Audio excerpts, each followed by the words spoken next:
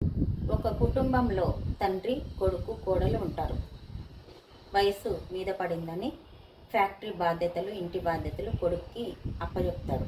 ఒకరోజు వాళ్ళ మామగారికి అన్నం పెడుతుంటే అన్నం తింటూ తింటూ అమ్మ కొంచెం పెరుగుందా అని అడిగాడు వాళ్ళ మామ కోడలు. అయితే పెరుగు లేదు మామయ్య అని అన్నాడు. అయితే కానిచ్చుకొని ఉన్న దాంట్లో తినేసి లోపలికి వెళ్ళిపోయాడు. ఇదంతా జరుగుతున్నప్పుడు కొడుకు వచ్చి చూస్తాడు. ఏమండి, మీరు కూడా వచ్చారా ఆఫీస్ నుంచి? రండి, చేతులు కాళ్ళు కడుక్కొని అన్నం తిందాం, నేను కూడా తినలేదు అని భార్య భర్తలు కూర్చుంటారు. అప్పుడు కూర, పెరుగు అన్నీ తీసుకొచ్చి పెడుతుంది. అది చూసి మనసులో అనుకుంటాడు, అయ్యో ఇదంతా మా నాన్న సంపాదించిన ఆస్తి, ఇల్లు మేమే కదా అనుభవిస్తున్నాం. మా నాన్న అడిగితే పెరుగు లేదన్నది, నాకేమో పెరుగు తీసుకొచ్చి పెడుతుంది అనుకుంటాడు కొడుకు. ఇదంతా గమనించుకున్న తండ్రి కొడుక్కి, కోడలికి చెప్పకుండా వేరే దగ్గరికి ఏం చేస్తారో చూద్దామని వెళ్ళి ఉంటాడు. 4 రోజులు 3 రోజులు పోతుంది. ఆ ఫ్యాక్టరీలో పనిచేసే ఒక గుమస్తా తెలుసుకుంటాడు ఎలాగైనా. ఏంటి అయ్యా ఇట్లా ఉన్నామంటే నాకు ఒక సహాయం చేస్తావా అని అడుగుతాడు. ఏంటి చెప్పండి అయ్యా అని.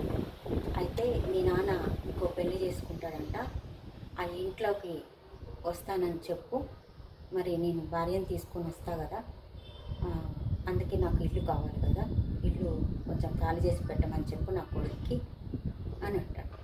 ఆ కొడుకు వచ్చి భార్యకి చెప్తాడు, ఇప్పటిదాకా నీకు అత్తపోరు లేదు కదా, మా నాన్నని ఒక్కని కూడా నువ్వు చూసుకోలేకపోతున్నావు, మా నాన్న ఇంకో పెళ్లి చేసుకుంటాడంట, ఈ గుమస్తతో చెప్పి పంపించాడు, ఎక్కడో ఉన్నాడు, ఇల్లు కూడా కావాలంట, పెళ్లి చేసుకున్న ఇల్లు కావాలి కదా, మనల్ని వెళ్ళిపోమంటున్నాడు, ఏం చేయమంటావు అని.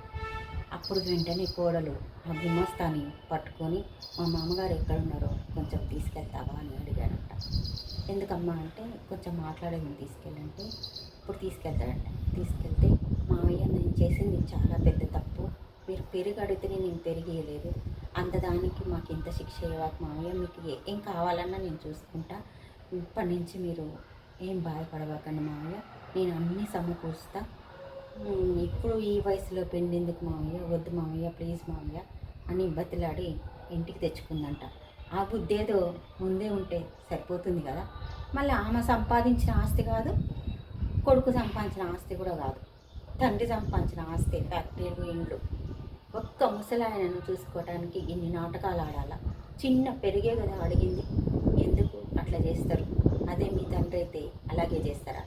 మీ తండ్రి స్థానంలో ఉండడనుకొని చూసుకోవచ్చు కదా. ఇప్పటికైనా అందరూ ఆడవాళ్ళు అందరూ తల్లిదండ్రులు ఎలా చూసుకుంటారో అత్త మామను కూడా అలాగే చూసుకోండి ప్లీజ్, దయచేసి.